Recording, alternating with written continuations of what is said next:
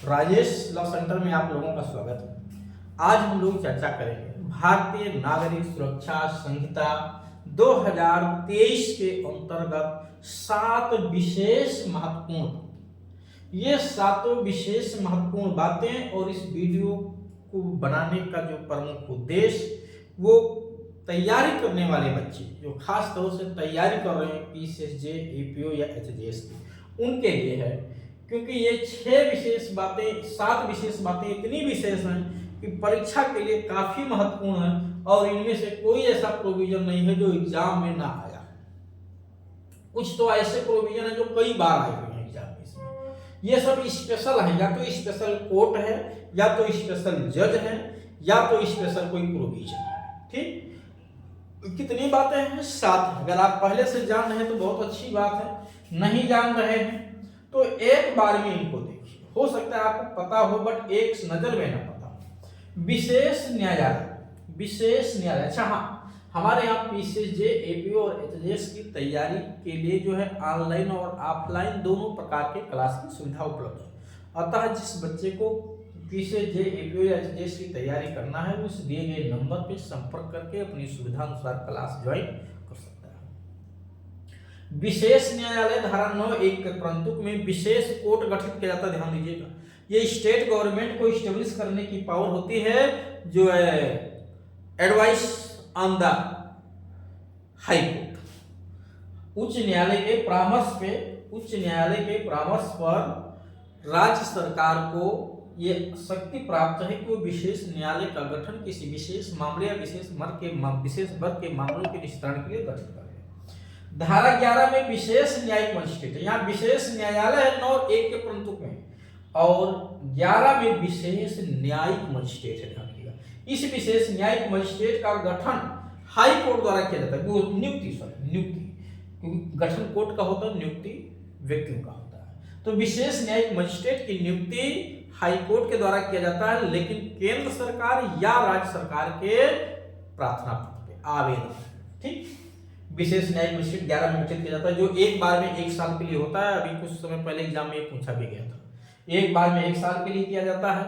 इस समय को बढ़ाया भी जाता है समय समय पे, और फर्स्ट क्लास या सेकंड क्लास जुडिशियल मजिस्ट्रेट की पावर इन्हें दी जाती है। विशेष कार्यपालक ये होते कौन है? विशेष न्यायिक मजिस्ट्रेट जिनको विधि संबंधी जानकारी होती है। वैसे तो लिखा है कि राज्य सरकार के कोई भी पद धारण कर रहा हो या कर चुका हो, लेकिन एक शर्त लगी हुई है कि विधि के मामलों की जानकारी हो। तो विधि के मामलों की जानकारी तो उन्हीं को होगी जो उस विभाग से, या तो अधिवक्ता है तो राज्य के अधीन तो पद धारण नहीं कर रहे हैं, वो तो आएंगे नहीं, इसमें पेशकार वगैरह आ जाएंगे। ठीक है, ऐसे लोगों को बनाया जा सकता है। विशेष कार्यपालक मजिस्ट्रेट 15 में, विशेष न्यायालय, विशेष न्यायिक मजिस्ट्रेट, विशेष कार्यपालक मजिस्ट्रेट धारा 15। विशेष कार्यपालक मजिस्ट्रेट नियुक्त करने की पावर राज्य सरकार को, किसी कार्यपालक मजिस्ट्रेट को ही विशेष कार्यपालक मजिस्ट्रेट का दर्जा राज्य सरकार दे देती है। जब कहीं किसी तरह का कोई दंगा फसाद हो जाता है या कहीं कोई मेला वगैरह लग रहा हो, तो वहाँ पे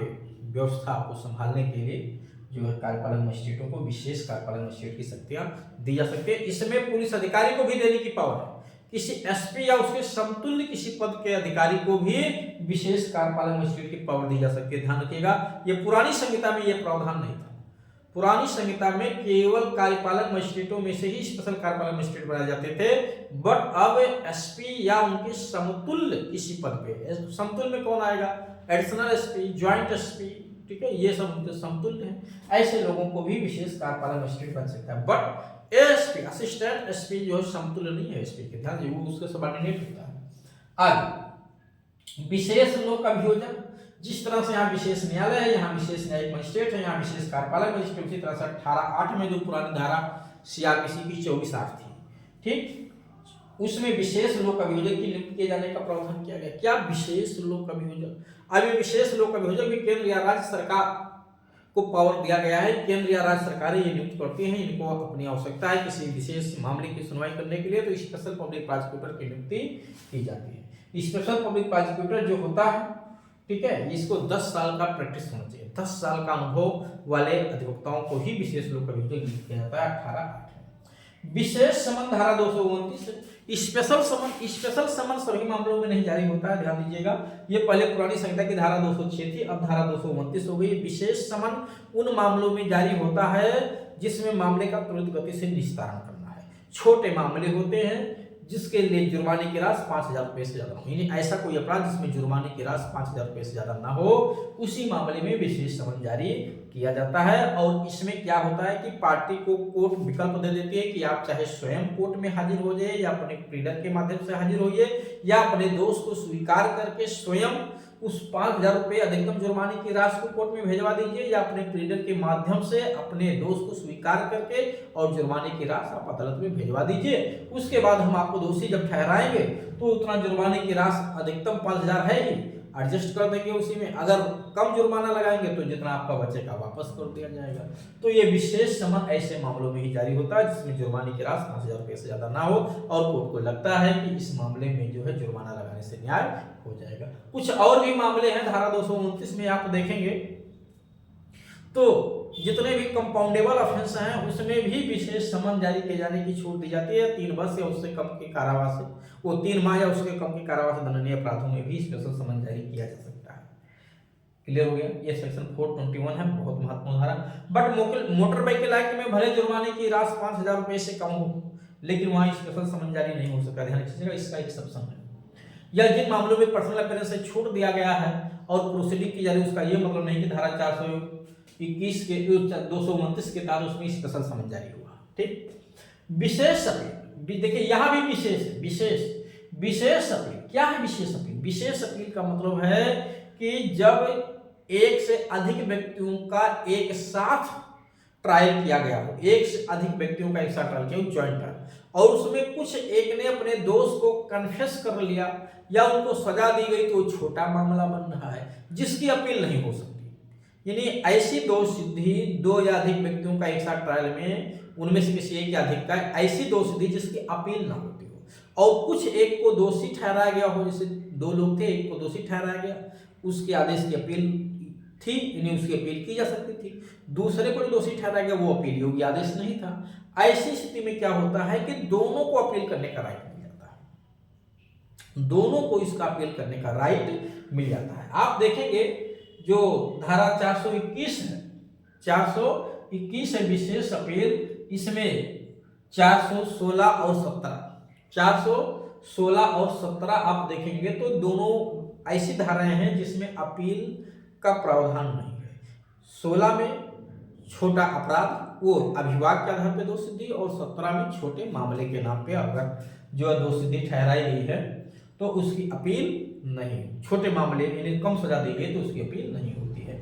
ऐसी स्थिति में अगर एक से अधिक व्यक्ति है और कुछ एक का आदेश अपील योग्य है, उसका छोटा मामला नहीं आ रहा, उसको जो सजा दी गई, जैसे चोरी के अपराध में 2 लोग मिलकर चोरी किए थे, एक को सजा जो है बहुत कम दे दी गई, ठीक है, सेशन कोर्ट ने एक को 1 माह सजा दे दी और एक को 6 माह की सजा दे दी। 6 माह जिसकी सजा थी वो अपील योग्य आदेश है, जिसको 1 माह की सजा दी उसको अपील योग्य आदेश नहीं है। ऐसी स्थिति में दोनों को अपील करने का अधिकार मिल जाता है, इसी को विशेष अपील कहते हैं।